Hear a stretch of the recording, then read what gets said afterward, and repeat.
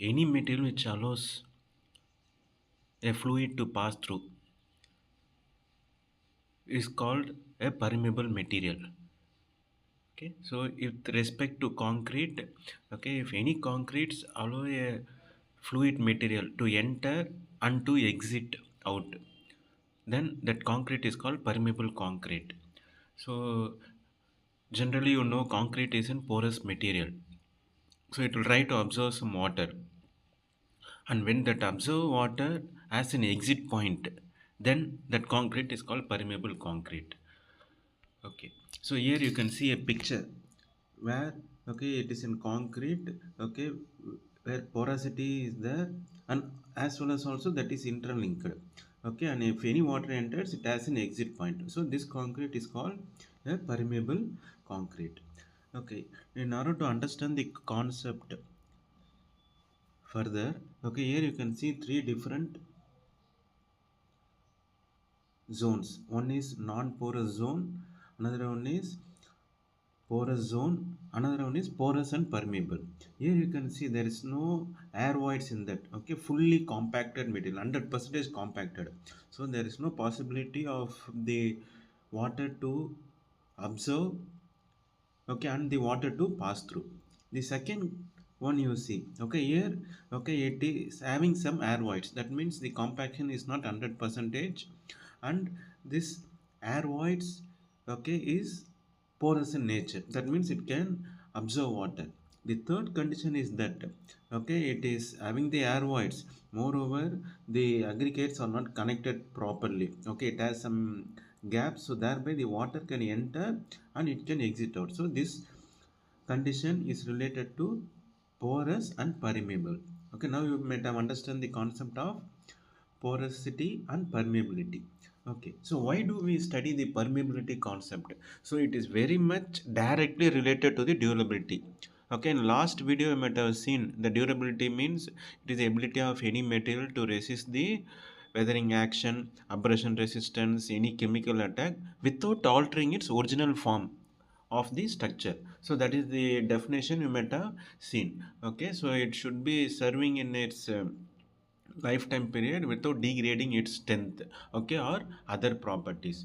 So if you look into that, so this concrete is subjected to an environment or exposed to an environmental condition, okay, where there is a possibility of entry of chemicals, okay, or a material which has less pH value. That means it is directly telling about the acidic medium. If those material reaches the surface of concrete, okay, so if it is porous means it will try to absorb those material, and it will try to react with the hydrated components of the cement, mainly the calcium hydroxide, and it will try to leach out.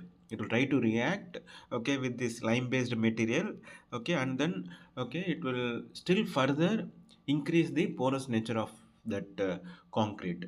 Once the porous nature, okay, as the reaction continues on, it will go in depth into the concrete. Okay, so initially, okay, if this is the concrete medium, at the surface it will try to leach out. Okay, as this, okay, acid related environment is still exit means, okay, that acid will try to enter still further, okay, in depth by leaching of the calcium hydroxide, okay, whenever it touch with that hydrated cement paste, okay, and then it will enter to the in depth, and it will come out on the other face. Okay, thereby entirely this okay, concrete will be permeable nature. So that condition, if it reaches mean, then concrete is nowhere having the bonding between the aggregates, because no, okay, hydrated cement plate is there to hold the aggregates, then entirely the stability will be gone out. Okay, once the stability is not there, then it will result in the collapse of that concrete. Okay, so this is how the concept of permeability is very important to be studied. And further, if the cover concrete is leach out means, what will happen? Reinforcement is visible, and thereby that corrosion mechanism will start, and then the reinforcement also will be corroded fully, so it won't able to sustain the tensile load, and then finally the failure will happen. So these are all the complications, okay, with respect to permeability, so only we are studying in detail. Okay, and next one with respect to the frost action. Once any porous nature is created, in a cold condition, what will happen? Okay, during the daytime, okay, some water will try to be absorbed, and during night time, okay, the climate, okay, or the temperature will be in a frozen point less than 0 degree. Thereby the water which is present in the porous medium will try to convert to ice. Once it convert to ice means it has a nature of, okay, increase in the volume by more than 9 percentage. Okay, once the volume increases, what will happen? Suddenly, okay, expulsion, a volume increases means it will create some pressure to the surrounding concrete, and thereby a major crack will be created. Okay, so you might have seen in example also. So in your refrigerator, okay, there will be a separate chamber for freezing, okay, to make the ice cubes. So there will be a tray will be there. Okay, so in that tray there will be different cells will be there. You will pour the water, and after some 1 or 2 hours, if you see means, okay, that uh, level of water, once it converts time means it will try to increase a little bit, not 100 percentage, only 9 percentage. A slight increase in the volume will happen. So if that increase in volume of that conversion to ice happen means, in concrete it will try to create a pressure, and then a crack will further go. And also in case of dam also, due to the hydrostatic pressure, okay, as the depth goes down, okay, the pressure of the water will be more due to gravity, so that it will try to enter into the concrete through that porous nature, and then cracks will develop, leakage and cracks will be formed. Here also you can see an, okay, hydrostatic pressure creating an permeable nature. And you can see in case of dams means, if any dam, okay, leakage is happening, and finally, okay, if it collapse means, you can see entirely the places will be flooded. Okay, the low lying areas will be flooded, and moreover more casualties you can see on. Okay. So, and regarding the measurement of permeability, so in concrete also we can measure the permeability, but okay, generally for fluids, okay, there is an famous okay, law called Darcy's law is there. So in that, the coefficient of permeability we can find out. So which is based on the difference in level. Okay, so here I am going to explain this concept. You consider this one. Okay, difference in height is there, h1 and h2, and this is the quantity of flow of liquid, and the area and length. So the quantity of flow based on the Darcy's law is, okay, k into the area and the difference in height, and then L. So from that this k value can be found out, where k is nothing but coefficient of permeability. So k is what? Okay, quantity of flow divided by, okay, difference in level, potential head levels, into length and then its area. Okay, so by using this formula we can find the coefficient of permeability of any material. So normally as an experiment for concrete, we will keep the concrete cube, and then we will create some, okay, watertight number, and we will allow the water to enter. Okay, and based on that we can find coefficient of permeability. In soil also there's a famous experiment called constant head method and falling head method. Similar experiment also here we can do, but with the different conditions of, because concrete is solid material now, we should allow the water to enter into that. For that a watertight chamber is created, and then the water entering into the concrete is measured. That is the coefficient of permeability.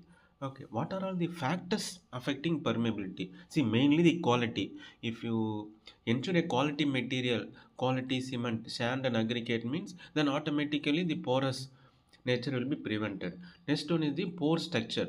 So there is a concept is there, when the water cement ratio increases, the strength decreases. Why the strength decreases means, the, okay, the water, okay, will be occupied in between the materials, constant materials, thereby a gap will be created. Once it dries up, that water will convert to a air gap. Once it converts to air gap, what will happen? Okay, it will automatically, okay, dries out means a gap will be created, that is called air void. So that porous structure always depend on the water cement ratio, admixture what you follow, and the degree of hydration. Okay, next one, the interfacial transition zone. This also, sorry, related to the water cement ratio. So when you add more water, okay, interfacial transition zone means it is a zone between the aggregate phase and the matrix phase. Okay, when you add more water due to that bleeding, okay, some water will try to lock under the aggregate, forming an, okay, a weaker zone between the aggregate and the cement matrix. Once it dries up, a gap will be there. Here you can see these dark spaces are nothing but the gaps. Okay, this also will result in a porous medium. Okay, and also the strength will be drastically will be reduced. And next one is degree of compaction. Okay, previously also told about degree of compaction. It is very important. So if the compaction is not done properly, then the air bubbles will be locked, and it will also pave the way for the permeability of water. Okay, and also cracking. If any structural crack is happening, okay, in a structure, that also will result the water to enter to come out on the other phase. And curing also is very important. Okay, if you're not doing a proper curing, then map cracks will be formed. Once the map crack is formed, okay, automatically, okay, it will allow the water to enter. Okay, so with this I will close this today's class. In next class we'll see about methods to increase the durability of concrete.